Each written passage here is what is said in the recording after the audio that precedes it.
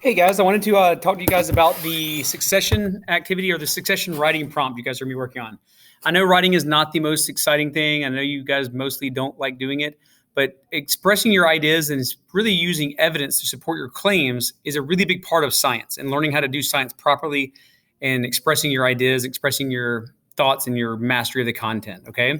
So today's activity, we're looking at succession, which I've already posted those notes, and it's pretty straightforward, but you need to be able to apply that to a situation. So today's activity is going to be a writing prompt where you'll be reading a scenario and using some documents or some evidences and making a claim and supporting it, okay? So it gives you a little scenario here like about a fire in Walton County, all right? And by 2017, most of the 100 acres is now covered in pine trees, tall grasses, and a few hardwoods, all right? They're younger because hardwoods take a long time to grow. A few deer, squirrel, and mice have moved back into the area, okay? So your task is to use your knowledge to what type of succession is this, okay? And support your answer, all right? What type of pioneer species likely inhabited the area after the fire, and what was their role? And also, has the 100 acres reached the climate's community, and support your answer, okay? So the essay expectations, you need to have an introduction paragraph. You need to have body paragraphs, and each body paragraph is going to be discussing one of these bullet points. So one bullet point should be discussed in one paragraph, all right? So that should be a paragraph, this should be a paragraph, and this should be a paragraph. And then a conclusion. So you wrap up your main ideas, any main points made in each bullet point, that type of stuff. All right, here's some of the documentation down here. So it gives you ecological changes in a forest. It shows you like what's going on here over time. Here's pioneer species. You're able to tolerate extreme conditions, primary very poor nutritional value. So you can sort of see what's going on there. Very good at dispersing their seeds, what's their purpose, and all that type of stuff. And then also some animals that are reported in the area to show you some pictures of some squirrels, all right?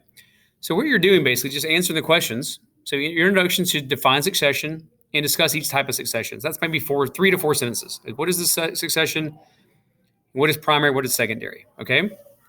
Your bullet points should be answered in separate paragraphs as well. So answer them completely. And that means you're using proper writing plays, but mostly making a claim to answer it and supporting it with evidence. So in this case, what type of succession was applied to the scenario?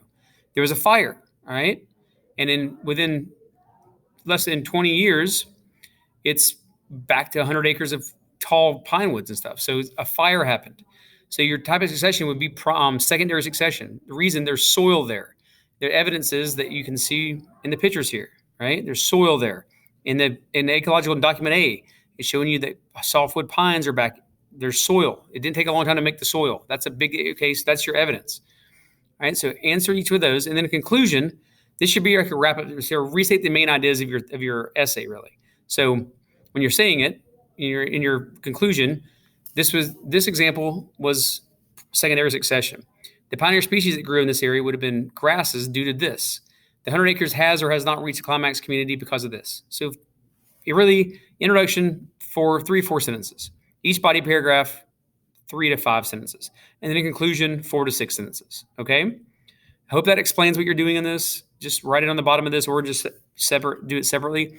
A key thing when you're writing in science, even when you're writing a lab report, try to stay away from writing in first person. So, don't use the word I or we, that type of stuff. Just very bland, okay? If you have any questions, like always, please email me and I will get in touch with you.